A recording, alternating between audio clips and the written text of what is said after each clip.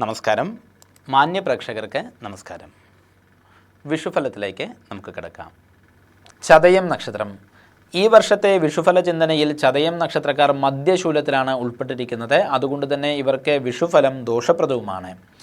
ഏഴരശ്ശിനി സമയമാണെങ്കിൽ പോലും വ്യാഴം 5-ാം ഭാവത്തിലേക്ക് മാറിയത് ആശ്വാസപ്രദമാണ്.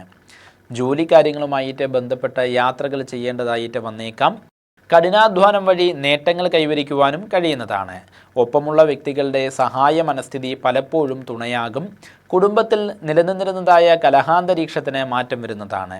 സന്താന സൗഭാഗ്യം, ഇഷ്ടബന്ധുജന സമാഗമം തുടങ്ങിയവ ഫലമാണെങ്കിൽ പോലും ദമ്പതികൾ തമ്മിൽ വിയോജിപ്പിനും ഇടയുണ്ട്. അതുകൊണ്ട് തന്നെ പങ്കാളിയുമായിട്ട് രമ്യതയിൽ കഴിയുവാൻ പ്രത്യേകം ശ്രദ്ധിക്കണം. വിദ്യാർത്ഥികൾക്കും അധ്യാപന രംഗത്ത് പ്രവർത്തിക്കുന്നതായിരിക്കുന്ന വ്യക്തികൾക്കും പലതരത്തിലുള്ളതായിരിക്കുന്ന തടസ്സങ്ങൾ വന്നു ചേരാം. വേണ്ടപ്പെട്ട വ്യക്തികളുടെ ആകസ്മികമായിരിക്കുന്ന വിയോഗം മനസ്സിനെ ആഴത്തിൽ വിഷമിപ്പിച്ചേക്കും. സാമ്പത്തികമായ ക്ലേശത്തിനും സാധ്യത കാണുന്നത് കൊണ്ട് തന്നെ അനിയന്ത്രിതമായിരിക്കുന്ന ചിലവുകൾ കുറയ്ക്കുവാൻ പ്രത്യേകം ശ്രദ്ധിക്കേണ്ടതാണ്. ഓഹരികളിൽ നിന്നും പ്രതീക്ഷിക്കാത്ത നഷ്ടങ്ങളും ഉണ്ടായേക്കാം.